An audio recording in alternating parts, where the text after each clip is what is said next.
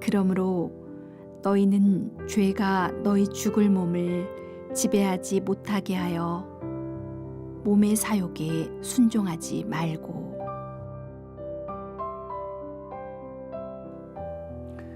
로마서 6장에서는 예수 믿은 후의 삶을 예수님과 연합한 삶, 예수님께 꼭 붙어 사는 삶이라고 가르칩니다. 마치 남편이 아내에게 또 아내가 남편에게 꼭 붙어 있는 것처럼 예수님께 붙어 있으라고 합니다. 예수님께 붙어 있는 사람에게 나타나는 두 가지 특징이 있습니다. 첫째는 죄를 짓지 않는 삶이고, 둘째는 의롭게 사는 것입니다.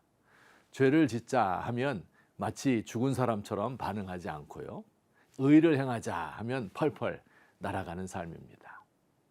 오늘과 내일은 죄 짓지 않는 삶에 대하여, 또 모래와 글피는 적극적으로 의롭게 사는 삶에 대하여 자세히 말씀드리겠습니다. 죄 짓지 않는 삶이 어떤 삶인지 오늘 요절 말씀을 다시 보십시다. 그러므로 너희는 죄가 너희 죽을 몸을 지배하지 못하게 하여 몸의 사욕에 순종하지 말고. 여기 약간 이해하기 어려운 단어가 나옵니다. 몸의 욕망에 순종하지 말라. 무슨 뜻일까요? 몸의 욕망이 무슨 뜻일까요? 여러분, 우선 몸의 요구와 몸의 욕망을 구분할 수 있어야 합니다. 우리 몸이 요구하는 것들이 있죠. 그것을 만족시키는 것은 잘못이 아닙니다. 예를 들어 몸이 요구하는 것 가운데 가장 기본적인 것은 먹는 것과 입는 것, 잠자고 싶은 것, 안전의 요구 등일 것입니다.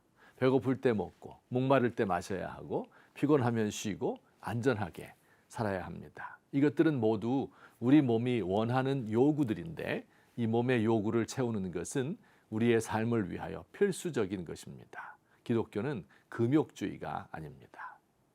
그런데 몸의 요구를 만족시키는 데서 한 걸음 더 나아가 몸의 욕망을 채우려 하면 안 된다 하는 뜻입니다. 배불리 먹는 것까진 좋은데 매일 비싼 음식, 맛집만 찾아다니는 것은 욕망이죠. 옷을 입는 것은 좋으나 명품에 집착하고 이를 자랑하는 것은 욕망입니다. 결혼을 하여 부부관계를 가지는 것은 좋은데 결혼관계 이외의 성을 추구하는 것은 욕망입니다. 우리의 몸은 마치 인화물질, 휘발유를 가득 넣은 드럼통과 같습니다. 이게 통 안에 담겨 있으면 괜찮은데 일단 불이 붙으면 확 타오릅니다. TV 홈쇼핑을 보다가 무언가 속에서 확 일어나는 것 같아서 별 필요도 없는 옷을 사지요. 지름신이 강림하였다라고 합니다. 또 이성을 볼 때 정욕이 불같이 일어나는 경우가 있습니다. 혹은 평소 사이가 안 좋은 사람인데 어느 순간 미움과 질투와 원한이 속에서 끌어올라서 참을 수 없는 경우가 있을 것입니다. 이것을 질투의 불길이라고 표현합니다. 이 몸의 욕망은 통제하기가 어렵다는 것이 문제입니다. 제정신을 차리고 있을 때는 그 한계를 넘어가지 않습니다. 왜냐하면 죄 짓고 나면 몸과 마음이 더러워지고 하나님으로부터 멀어지고 사람들을 실망시키고 죄책감에 시달릴 것을 압니다. 그러나 몸의 욕망이 나를 이끌어서 죄를 짓게 할 때가 있습니다. 죄의 성향이라고 부를까요? 죄의 세력이라 부를까?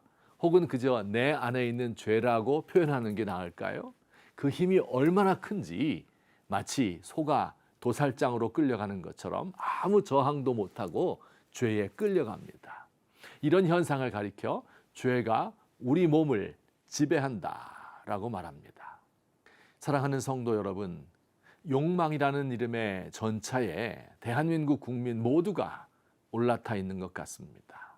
고위 공직자로부터 저작거리의 사람들까지, 70 넘으신 노인부터 젊은 청년까지, 정의를 집행해야 하는 사람들, 부패를 감시하고 방지해야 하는 사람들까지, 어린이의 훈육을 맡은 교사들과 양심의 최후 보루인 성직자들까지 어쩌면 하나같이 몸의 욕망에 철저히 순종하는지 모릅니다.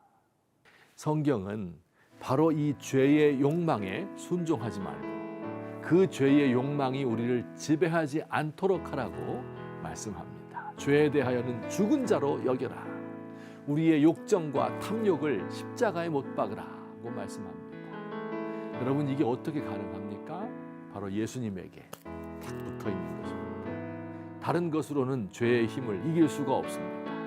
늘 예수님을 생각하며 성령 안에서 죄의 지배로부터 벗어나게 해달라고 간구하는 것입니다.